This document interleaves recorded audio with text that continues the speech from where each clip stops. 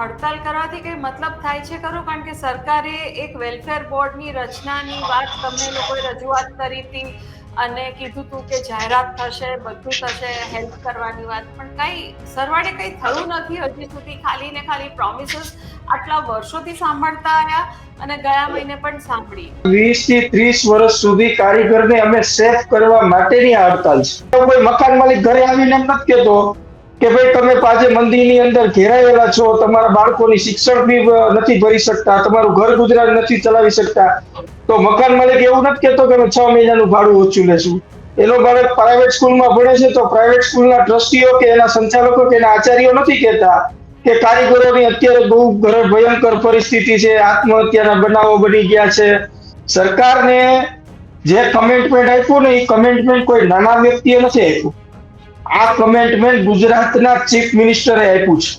જે chief minister કમેન્ટમેન્ટ આપે ને એટલે એ કમેન્ટમેન્ટ પાડવું જોઈએ, એની જવાબદારી છે. નહીતર આ એક છેતરપિંડી થઈ કહેવાય રત્ન કલાકારો સાથે. કે કમેન્ટમેન્ટમાં એને એવું કીધું હતું કે ગુજરાતના રત્ન કલાકારોની મદદ કરવી અમારી સરકારની નૈતિક જવાબદારી છે અને અમે નહીં કરીએ તો કોણ કરશે? સરકારને ગુજરાતની જનતાએ 150 કરતા વધારે સીટો આપી દીધી ને એટલે કોઈ પણ માણસની અંદર ઘમંડ ઉપસ્થિત થાય. રાજા રાવણને ઘમંડ હતું કે મારી સોનાની લંકા છે, પરંતુ જ્યારે રામ ભગવાન ઈ સેતુ બાંધી અને રાજા રાવણની જે લંકા હતી એ લંકાને ધ્વસ્ત કરી અને સીતાને ત્યાંથી લઈ ગયા હતા, ધર્મ ધજા લહેરાવી હતી. અને અહીંયા જે રાજકીય નેતાઓ છે એ બધાને બધી જ ખબર છે. નમસ્કાર, આપ જોઈ રહ્યા છો વાઇબ્સ ઓફ ઇન્ડિયા અને હું છું નંદિની. આજે આપણી જોડે છે ભાવેશભાઈ ટાંક કે જેઓ વાઇસ પ્રેસિડેન્ટ છે ડાયમંડ વર્કર્સ યુનિયનના ગુજરાત ખાતેના. ભાવેશભાઈ, સ્વાગત છે આપનું વાઇબ્સ ઓફ ઇન્ડિયામાં. ખૂબ ખૂબ આભાર. રત્ન કલાકારોની વેદના અને વાચાને લોકો સુધી પહોંચાડવા માટે વાઇબ્સ ઓફ ઇન્ડિયા ના માધ્યમથી આજે આપણે મળ્યા છીએ. તો આજે રત્ન કલાકારોની આપણે વાત કરીએ. સો ભાવેશભાઈ, મારો પહેલો પ્રશ્ન તો એ છે કે થોડા દિવસોથી રત્ન કલાકારો હડતાલ ઉપર છે. હવે આ હડતાલ કરવાથી કઈ મતલબ છે ખરો? કે કામ વગર અત્યારે હડતાલ કરશે તો એમાં પણ પગાર કપાશે. ઓલરેડી સેલેરી કટ્સ છે, રિસેશન છે, લગભગ છેલ્લા વર્ષથી થોડા વધુ ટાઈમથી લગભગ 65 લોકોએ પોતાની જિંદગીનો અંત લાવી દીધો છે અને ઘણા બધા યુનિટ્સ બંધ થઈ ગયા છે. તો કઈ રીતે આ હડતાલ કરવાથી કઈ મતલબ થાય છે ખરો? કારણ કે સરકારે એક વેલફેર બોર્ડની રચનાની વાત તમને લોકોએ રજૂઆત કરી હતી અને કીધું હતું કે જાહેરાત થશે, બધું થશે, હેલ્પ કરવાની વાત, પણ કઈ સરવાળે કઈ થયું નથી હજી સુધી. ખાલી ને ખાલી પ્રોમિસીસ આટલા વર્ષોથી સાંભળતા આવ્યા અને ગયા મહિને પણ સાંભળી. તો શું થવાનું છે? હવે આપણો જે પ્રશ્ન છે એ બિલકુલ વ્યાજબી છે કે હડતાલથી કોઈ મતલબ ખરી એમ. તમારો પ્રશ્ન છે એમાં હું એક વસ્તુ કહેવા માંગુ છું. હડતાલ હંમેશા કામદારોના અધિકારો માટે હોય છે. અમે આજે કીધું કાલે તો હડતાલ નથી પાડી દીધી. અમે એમને કીધું હતું, જીણા આપને કદાચ ખ્યાલ હશે, અમે 20 દિવસનું અલ્ટિમેટમ આપ્યું હતું. અમારે તો હડતાલ જ પાડવી હોત તો અમે અલ્ટિમેટમ આપત ન આપત.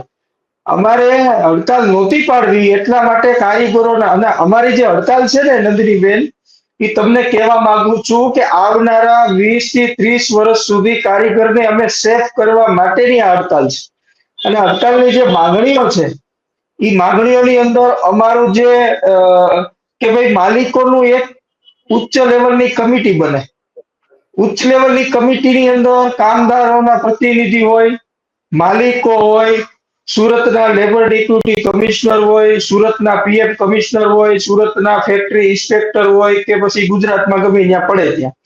એનાથી શું થશે કે તમને ખ્યાલ હશે કે અત્યારે રફ ડાયમંડનો જે ડીટીસીએ સાઇટ ખોલી અને એ કઈ ભાવ નથી વધ્યા. આ લોકો 20% ઓન આપીને રફ લઈ આવે છે. એ ખ્યાલ છે તમને? 20% ત્યાં વધારે પૈસા આપીને અહીંયા લઈ આવે છે. તો એ તમારે કરવું શું કામ? તો એ 20% તમારે કારીગરો જ નતા પાડતા. અત્યારે નાની સાઈઝની અંદર માર્કેટમાં સારું એવું વેચાણ છે, તો એ જ્યારે કારીગરોની મંદી હતી તો એ લોકોએ 40% ભાવ કાપી નાખ્યા હતા. તો બંધી હતી ત્યારે સ્વાભાવિક છે ચાલો ભાવ કાપી નાખ્યા, તો અત્યારે થોડીક મુવમેન્ટ પકડી છે તો અત્યારે એને ભાવ આપવો પડે કે ન આપવો પડે. હડતાલ આ બાબતે હતી. અને હડતાલ આવનારા દર વર્ષે કારીગરોનો દર વર્ષે તમને ખબર છે મોંઘવારી પ્રમાણે પગાર વધતો નથી. મોંઘવારી પ્રમાણે એને કોઈ મકાન માલિક ઘરે આવીને એમ નથી કહેતો કે ભાઈ તમે પાછે મંદીની અંદર ઘેરાયેલા છો, તમારા બાળકોની શિક્ષણ બી નથી ભરી શકતા, તમારું ઘર ગુજરાન નથી ચલાવી શકતા, તો મકાન માલિક એવું નથી કહેતો કે અમે 6 મહિનાનું ભાડું ઓછું લેશું. એનો બાળક પ્રાઇવેટ સ્કૂલમાં ભણે છે તો પ્રાઇવેટ સ્કૂલના ટ્રસ્ટીઓ કે એના સંચાલકો કે એના આચાર્યો નથી કહેતા કે કારીગરોની અત્યારે બહુ ભયંકર પરિસ્થિતિ છે, આત્મહત્યાના બનાવો બની ગયા છે, તો તમે 1 વર્ષની બાળકની ફી ઓછી આપજો. કોઈ નથી કહેતું. તેલના ડબ્બા વાળો એમ નથી કહેતો કે તમે 500 રૂપિયા તેલના ડબ્બા ઓછા આપજો કે 1 મહિનાનું તેલ અમે તમને આપીએ. શાકભાજી વાળો નથી કહેતો, દૂધની બાટલી વાળો નથી કહેતો, તો કારીગરને જાવું ક્યાં? અને બીજી વસ્તુ કે જ્યારે તમને ખ્યાલ હોય કે માલિકો વેકેશનની જાહેરાત કરે છે તો રત્ન કલાકારોને વિશ્વાસમાં લે છે કે ભાઈ અમે વેકેશનની જાહેરાત કરીએ છીએ તો તમને 15 દિવસનો અમે પગાર આપશું, એવો વિશ્વાસમાં લે છે. એની તો મનમાની છે આજે વેકેશન એ લોકો શિમલા, મનાલી, પટાયા અને બેંકોક ની બાજુ વયા જાય છે ફરવા. કારીગરને અહીંથી જુનાગઢ જવું હોય ને તો 1 મહિના ત્યાં વિચાર કરે. કારીગરોને જાગૃત કરવાનું માધ્યમ હડતાલથી જ થાય છે, કારણ કે કારીગરને લેબર કાયદાની સમજ હોતી નથી. કારીગરને લેબર લો ની અંદર એને શું લાભો મળે છે, એને પીએફ મળે છે, એને ઈએસઆઈ મળે છે, એને ગ્રેજ્યુટી મળે છે, એને બોનસ મળે છે.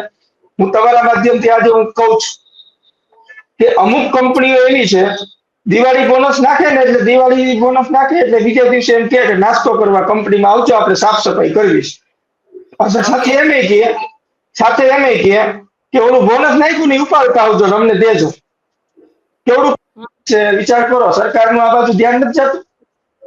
ઓકે, સો અત્યારે સુરતમાં લગભગ 10 લાખ લોકો એમ્પ્લોઈડ છે ડાયમંડ સેક્ટરમાં અને 2,500 જેટલા યુનિટ્સ છે, તો કેટલા લોકો હડતાલ ઉપર છે, કેટલા કારીગરો હડતાલ ઉપર છે ભાવેશભાઈ?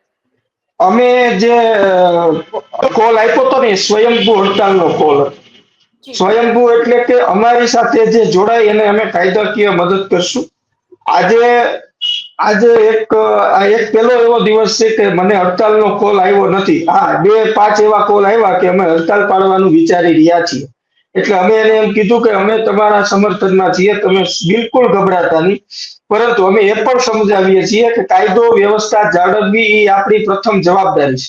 કારણ કે આપણે એક ભારતના શિસ્તબદ્ધ રીતે શિસ્તતાપૂર્વક આપણે નાગરિક છીએ અને શિસ્તતાનું પાલન કરવું એ આપણી ફરજ છે. એટલે એ લોકોએ કીધું કે નહીં ભાવેશભાઈ, અમે તમારે ગાઈડલાઈન નીચે જ અમે હાલશું. તમે ભૂતકાળની હડતાલો જોઈ છે બેન. ભૂતકાળની હડતાલોમાં કારીગરો રોડ ઉપર આવે, રોડમાં ટ્રાફિક કરે. સુરતની અંદર અસંખ્ય કારીગરો હડતાલ ઉપર ઉતર્યા હતા. તમને એવા દ્રશ્યો ક્યાંય નજર નહીં પડ્યા હોય જ્યાં અમે હતા. એટલે અમે સાથે સાથે પોલીસનું કામ કરીએ છીએ અને સાથે સાથે કારીગરોને જાગૃત કરવાનું કામ કરીએ છીએ અને સાથે સાથે સુરતના નાગરિકોને કોઈ અડચણરૂપ ન થાય એ બાબતે અમે અમારો અવાજ સરકાર સુધી પહોંચાડવાના પ્રયાસ કરી રહીએ છીએ. તો સરકાર સુધી તો વાત પહોંચી જ નથી રહી, કારણ કે ગયા મહિને જે મીટિંગ થઈ અને એવું લાગતું હતું કે ખરેખર હવે કદાચ એનાઉન્સમેન્ટ થઈ જશે, પણ આ તો કોણીએ ગોળ લગાડી રહી છે સરકાર. સરકારને હવે એમાં શું થયું કે કારીગરો બેન એક તો આર્થિક મુસીબતમાં, ઘણા બધા કારીગરોના એવા કોલ આવે છે કે ભાવેશભાઈ અમારે હડતાલમાં જોડાવવું છે પણ અમારે 500 રૂપિયા કમાવા હશે ને તો અમારે વિચાર બહુ કરવો પડશે, કારણ કે આ લોકોએ અમારું એટલા હદ સુધી શોષણ કર્યું છે. અમારે ઉપર અત્યારે 2-3 લાખનું દેવું છે, પર્સનલ લોનના હપ્તા હાલે છે, મકાનના EMI ના હપ્તા હાલે છે. સરકારને જે કમેન્ટમેન્ટ આપ્યું ને એ કમેન્ટમેન્ટ કોઈ નાના વ્યક્તિએ નથી આપ્યું. આ કમેન્ટમેન્ટ ગુજરાતના ચીફ મિનિસ્ટરે આપ્યું છે. જે ચીફ મિનિસ્ટર કમેન્ટમેન્ટ આપે ને એટલે એ કમેન્ટમેન્ટ પાડવું જોઈએ, એની જવાબદારી છે, નહીતર આ એક છેતરપિંડી થઈ કહેવાય રત્ન કલાકારો સાથે. રત્ન કલાકારોને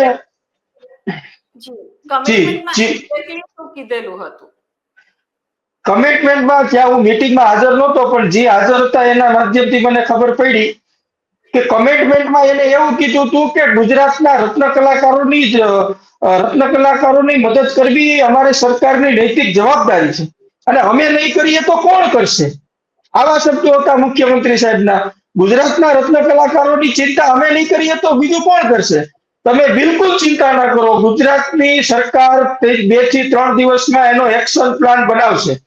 નો ડાઉટ કલેક્ટરે અમને બોલાવ્યા, અમે માહિતી આપી, અમે યોજનાઓથી લઈ અને આર્થિક પેકેજની માહિતી આપી છે.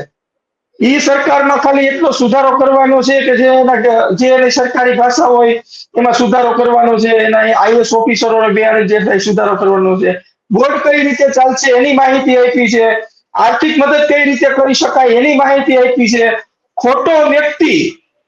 ખોટો વ્યક્તિ યોજનાનો લાભ ન લઈ જાય એની કેવી તકેદારી રાખવી છે એની માહિતી આપી છે. છતાં પણ સરકારને કાંઈ કરવું નથી. આ એનું ઉત્તમ ઉદાહરણ છે. 2 દિવસનું કઈ અત્યારે કેટલા દિવસ થયા બેન? 2 દિવસનું કઈ અત્યારે સમજી લો કે લગભગ મારા અંદાજ પ્રમાણે 25 દિવસ થયા હશે, 22-25 દિવસ થયા હશે. તો ગુજરાતના મુખ્યમંત્રી જો 2 દિવસનું અને કમિટી બની, પ્રફુલભાઈ પાનસેરિયા, હર્ષભાઈ સંઘવી, બળવંતસિંહ રાજપૂત, M.K. દાસ સાહેબ, આ બધી કમિટી બની એટલે અમને એવું હતું કે લગભગ અઠવાડિયાની અંદર રત્ન કલાકારોને મદદ કરવા માટે સરકાર પોતે પ્રેસ કોન્ફરન્સનું આયોજન કરશે. પ્રેસ કોન્ફરન્સની તો દૂરની વાત છે, આ લોકોએ મીડિયાને માહિતી નથી આપી કે રત્ન કલાકારોને મદદ કરવા માટે આટલો એક્શન પ્લાન ઘડાય છે. આ પ્રક્રિયાથી પસાર થઈ જાય છે.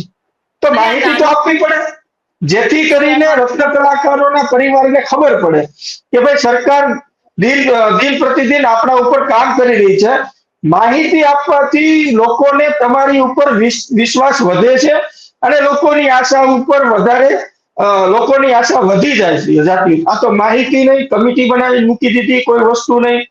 પરંતુ મને કોઈ એવું લાગે છે કે સરકારને જ્યાં સુધી આ રત્ન કલાકારો મોટા પ્રમાણમાં વિસ્ફોટ થઈ અને રોડ ઉપર નહીં આવે ત્યાં સુધી આ સરકાર આને આદત છે.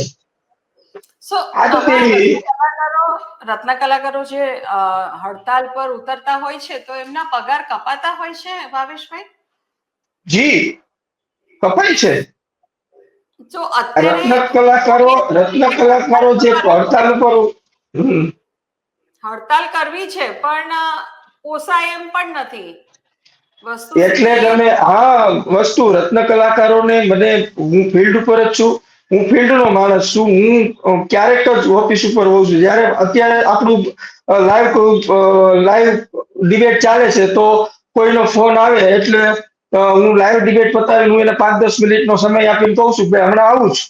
એટલે મારે ત્યાં જવું પડે. શું કામે? આપણી નૈતિક જવાબદારી છે. કારીગરોને એક તો બેન છે ને, કારીગરો આર્થિક પ્રોબ્લેમથી ઝઝૂમી રહ્યા છે.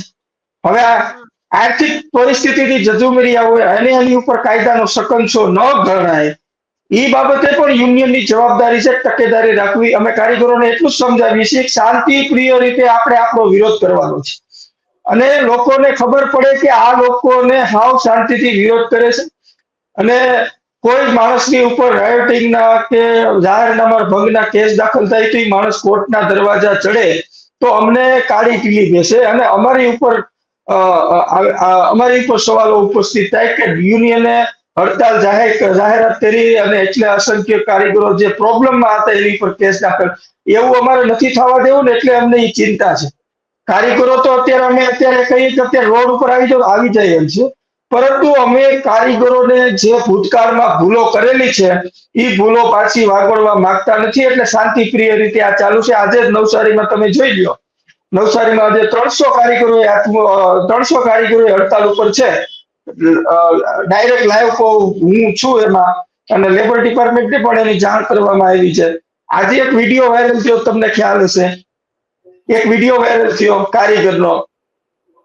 એ વિડીયોમાં તમે જોજો કારીગરની આંખમાંથી આહુડા પડે છે અને આહુડા પડતા પડતા એ માણસ બોલે છે કે મારા બાળકોનું ધ્યાન રાખજો, મારા પરિવારનું ધ્યાન રાખજો, મને કઈ પ્રોબ્લેમ નથી, પણ મંદીના કારણે હું હારી ગયો છું, થાકી ગયો છું, એટલા માટે હું આત્મહત્યા કરું છું.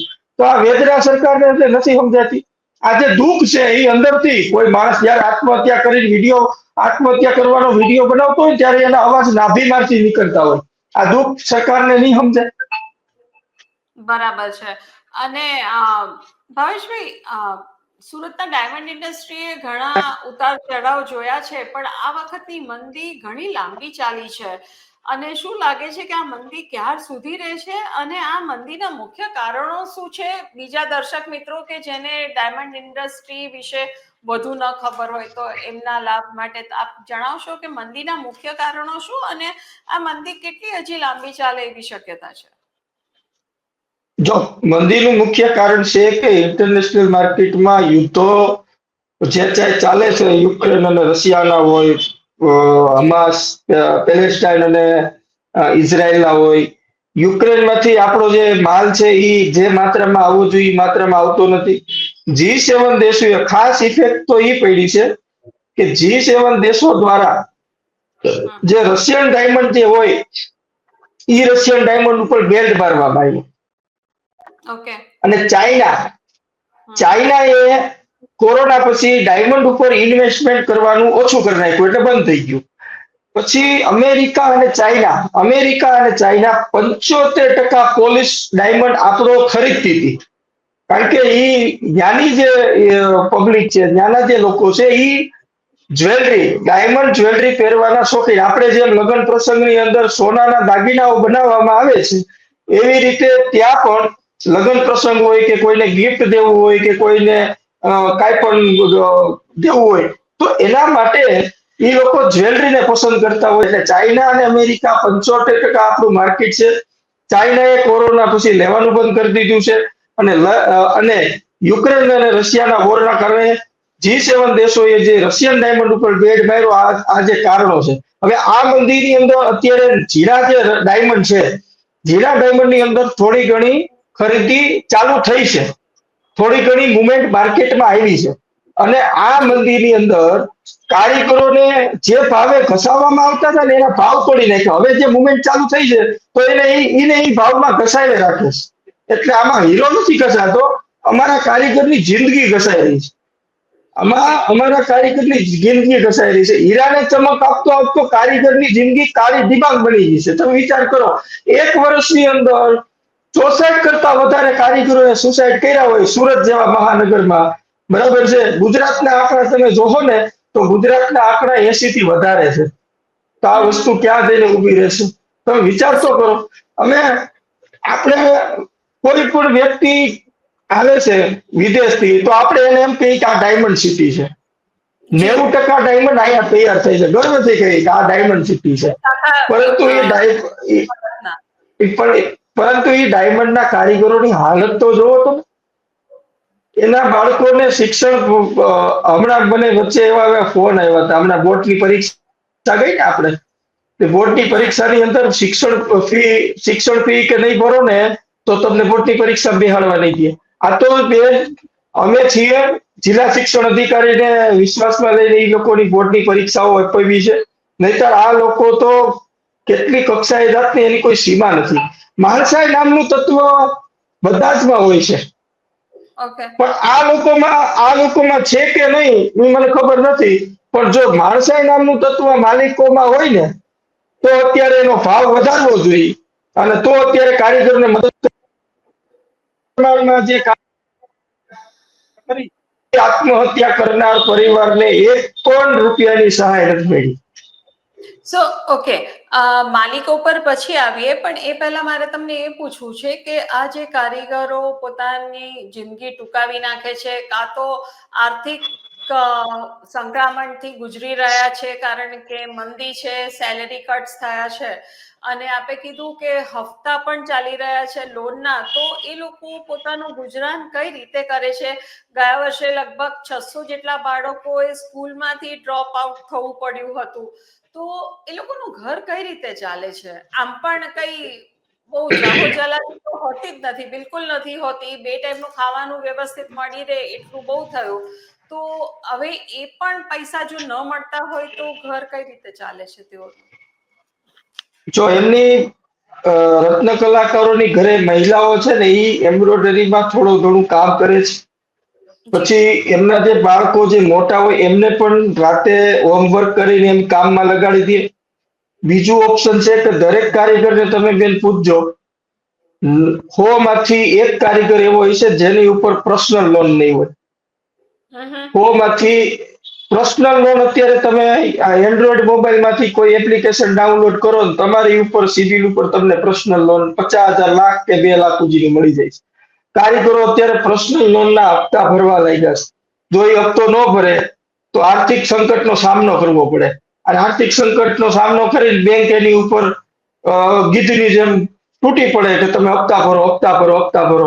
એટલે કારીગરોને પેલું તો ઘરેથી એના ધર્મપત્ની જે છે એ એમ્બ્રોઇડરીના ટીકી ચોંટાડવાનું કામ, ધોળા ધાગા તોડવાનું કામ કે કોઈ બીજો વ્યવસાય એ ઘરેથી કરતા હોય છે.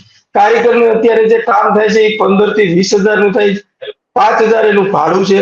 એનાથી એને કઈ વસ્તુ નથી. ઉટલાનું 5,000 એને ઉપર આવે છે. કોઈ મિત્ર હોય, કોઈ ભાઈબંધ દોસ્તાર હોય એની પાસેથી ઉછીના પાછીના કરી.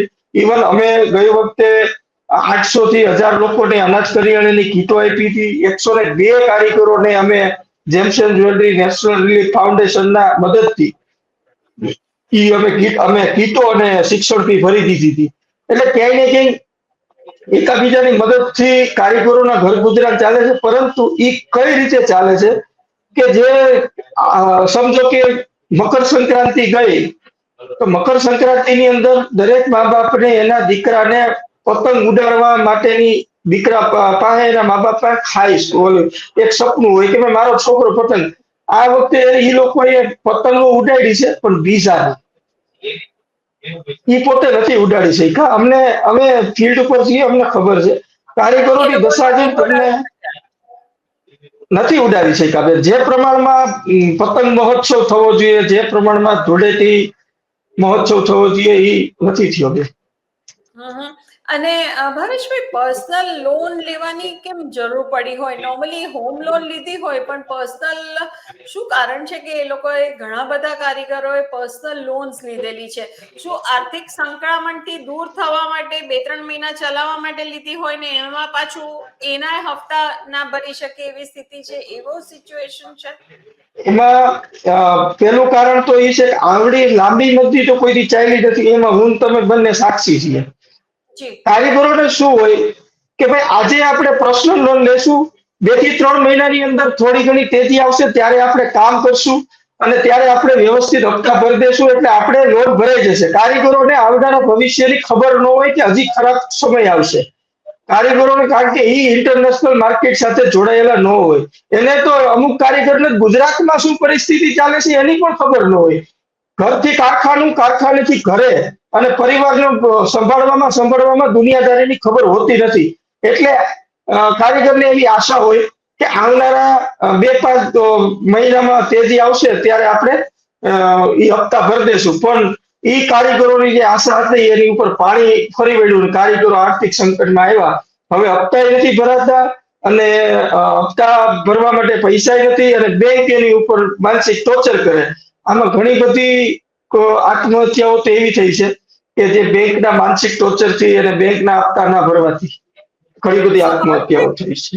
ખેડૂતોને દેવું માફ હોય છે તો ડાયમંડ વર્કર્સ માટે કઈ ખાસ વ્યવસ્થા?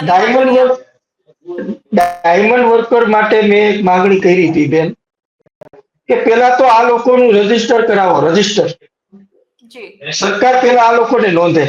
ખેડૂતોનું દેવું માફ થાય છે કારણ કે એની મંડળી હોય. મંડળીમાંથી પૈસા ઉપાડે છે, બેંકમાંથી પૈસા ઉપાડે છે. એને એ જે પૈસા ઉપાડે છે એના 7-8 ના આધારે ઉપાડે છે. તો કારીગર પાસે એવો કોઈ આધાર નથી. એટલે મેં સરકારને એવું કીધું કે ગુજરાત બાંધકામ શ્રમિક કલ્યાણ બોર્ડ જે છે એવી રીતે રત્ન કલાકાર કલ્યાણ બોર્ડ બનાવો.